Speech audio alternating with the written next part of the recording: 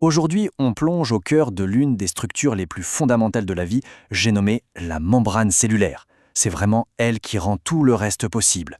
Pour bien comprendre, imaginez un instant. Une cellule, c'est un peu comme un château.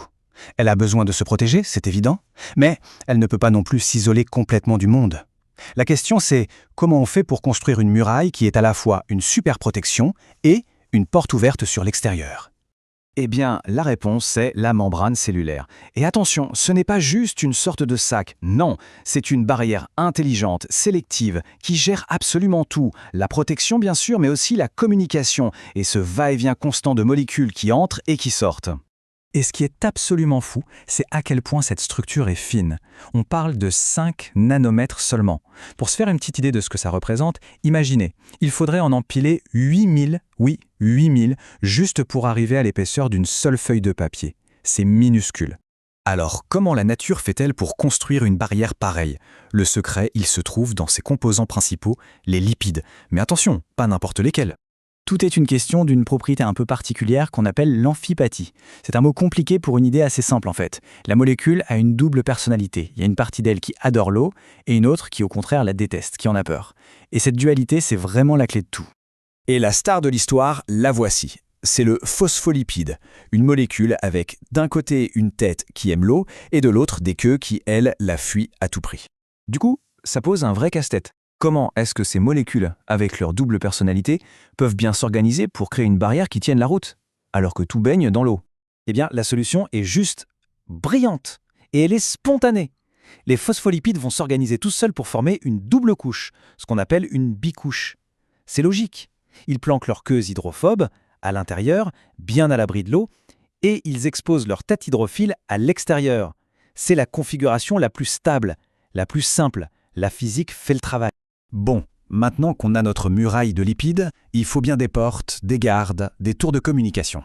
Et ça, c'est le rôle des protéines. Elles sont cruciales. En fait, elles représentent à peu près la moitié de la masse de la membrane, et c'est elles qui s'occupent de presque toutes les tâches spécifiques. C'est là que l'action se passe. Alors regardons un peu ce qu'elles font.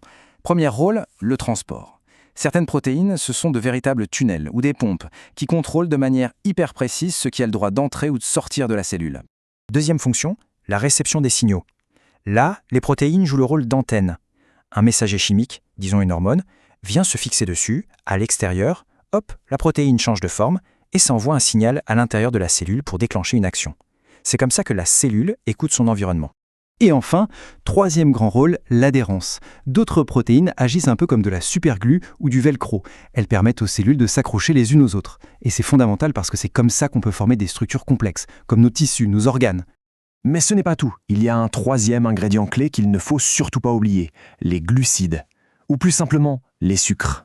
En fait, ces sucres sont accrochés à l'extérieur de la cellule, soit aux protéines, soit aux lipides. L'ensemble forme une sorte de manteau de sucre qu'on appelle le glycocalyx. Et il a un double rôle. D'abord, il protège la cellule, et ensuite, il lui sert de carte d'identité comme un uniforme qui permet de la reconnaître. Alors, récapitulons. On a les lipides qui forment le mur, les protéines qui sont les portes et les sucres qui font la carte d'identité. Mais il reste un point absolument essentiel. Cette structure n'est pas du tout rigide, pas du tout statique. Elle est fluide. Et cette fluidité, elle vient des fameuses queues des phospholipides.